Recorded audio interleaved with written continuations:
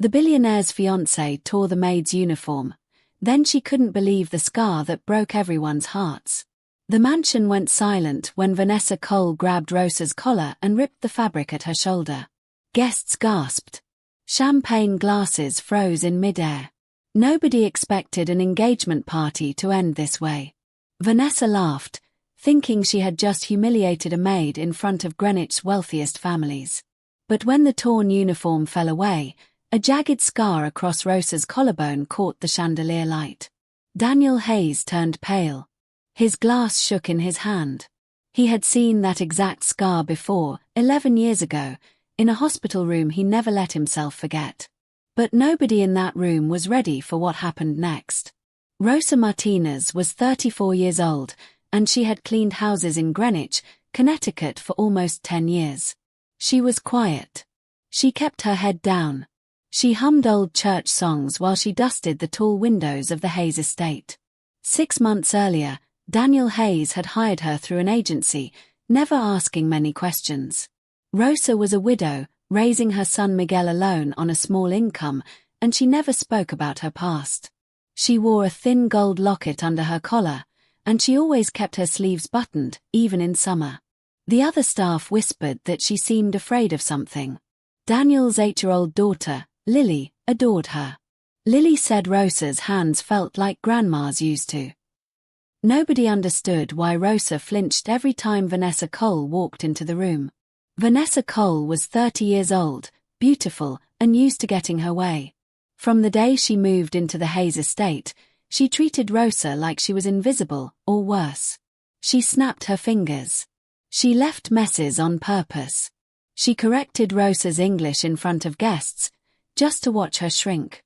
Little Lily noticed everything. One evening, she saw Vanessa knock a vase off a shelf and blame Rosa for it in front of Daniel. Rosa said nothing. She simply picked up the pieces with shaking hands. Lily tugged her father's sleeve and whispered, "Daddy, that's not fair." Daniel frowned, but he said nothing either. He was busy, distracted, planning the biggest party of his life. He had no idea that the woman mopping his marble floors was about to change everything he thought he knew about his own past.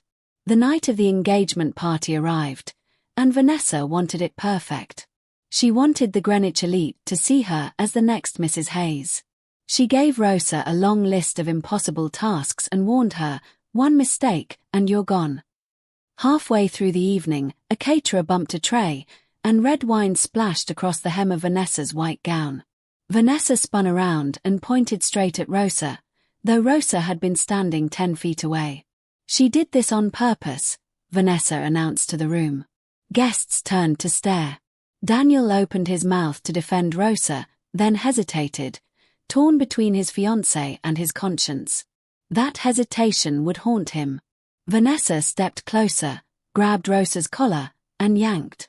The seam tore straight across her shoulder. And that was when the room went completely silent, because underneath the torn fabric was a scar nobody in that house had ever expected to see, a scar shaped like a crescent moon, exactly where a surgeon cuts to reach the bone marrow beneath the collarbone. Daniel's knees nearly gave out.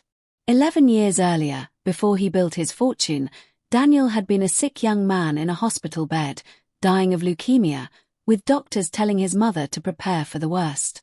A stranger, an anonymous donor whose name the hospital never released, had matched his bone marrow and saved his life. Daniel had spent years afterward trying to find that donor, writing letters through the hospital, begging for a name, always told the same thing: she wished to remain anonymous. He had built a foundation in her honor. He had never stopped wondering about the stranger who gave him a second chance. Now he stood in his own ballroom, staring at that same crescent scar on his housekeeper's shoulder, and his voice cracked as he whispered, "It's you. You're the one who saved my life." Vanessa's smile disappeared.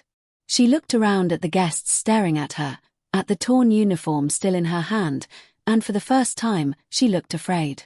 Rosa's eyes filled with tears as she finally spoke the words she had hidden for 11 years. "I never wanted you to feel like you owed me anything." But Daniel was already moving toward her, and the room was about to learn the truth that would break every heart in it. Daniel took Rosa's hands in front of everyone and asked why she never told him. Rosa's voice shook as she explained. She had been a young hospital volunteer back then, barely getting by, and after the surgery, medical debt from her own complications had swallowed everything she owned. She lost her apartment. She lost contact with the family she had quietly saved. Years later, desperate for work, she had taken a housekeeping job through an agency, never imagining it would lead her back to the very man whose life she had given part of herself to save. She kept quiet because she didn't want gratitude. She just wanted to survive and raise her son with dignity. Daniel turned to Vanessa, his voice steady now instead of shaking. "You tore the uniform off the woman who gave me 11 more years of life," he said. 11 years I used to build everything you've been enjoying." Vanessa stammered an apology, but Daniel shook his head slowly. He removed the engagement ring from her finger himself, gently but firmly, and said the engagement was over. Vanessa left the mansion that night in silence, and this time, nobody stopped her. What happened next was something none of the guests forgot. Daniel knelt down, not to Vanessa, but in front of Rosa, right there on the ballroom floor, and thanked her the way he had wanted to for 11 long years. Little Lily ran up and wrapped her arms around Rosa's waist, refusing to let go, whispering, "I knew you were special."